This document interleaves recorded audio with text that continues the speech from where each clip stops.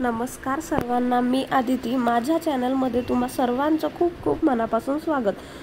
तर मंडळी, येत्या 3 ऑक्टोबरपासून नवरात्रीला सुरुवात होत आहे आणि ही देवीची नवरात्र आहे. आणखी ही वेगवेगळ्या प्रकारचे नवरात्र असतात. जसं खंडेरायाचे पण नवरात्र असते जसं की प्रत्येक कुलाची एक कुलदेवी असते. एक स्त्री देवता असतो आणि एक पुरुष देवता असतो. तर स्त्री देवताला कुळदेवी असे म्हणतात आणि पुरुष देवताला कुळदैवत असे म्हणतात. जसं की आपल्यापैकी बऱ्याच लोकांकडे पूर्वीपासून घट बसवले जातात. अगदी पिढ्यानुपिढे ही परंपरा त्यांच्याकडे चालत आलेली असते. तर देवी किंवा देवीचे टाक घटी बसविल्यानंतर इतर देवी देवतांना हलवावे की नाही, हा प्रश्न बऱ्याच महिलांच्या मनात येतो. तर मी इथे सांगू इच्छिते की तुमच्याकडे अगदी जी परंपरा आजपर्यंत चालत आलेली आहे त्यानुसारच तुम्ही करावे.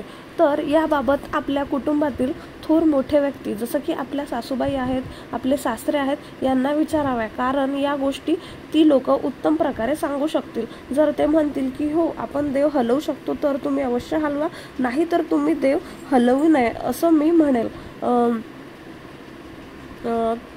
मी तर म्हणेल की देवी किंवा देवीचे टाक हे घटी बसवल्यानंतर फक्त देवीच्या टाकालाच हलवू नये अशी परंपरा आहे. कारण 9 दिवस देवीचं युद्ध सुरू असतं, त्यामुळे देवीचे टाक हे लेटवून ठेवतात. पण इतर देवांना आपण रोज देवपूजा करतो तशी आंघोळ घालू शकतो.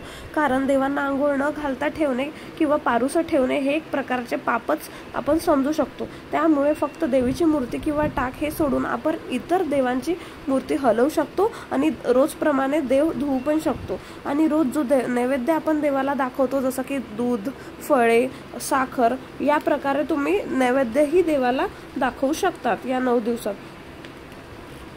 चला तर मंडळी, माहिती आवडल्यास व्हिडिओला लाईक करा, शेअर करा आणि चॅनलला सबस्क्राईब करा. धन्यवाद.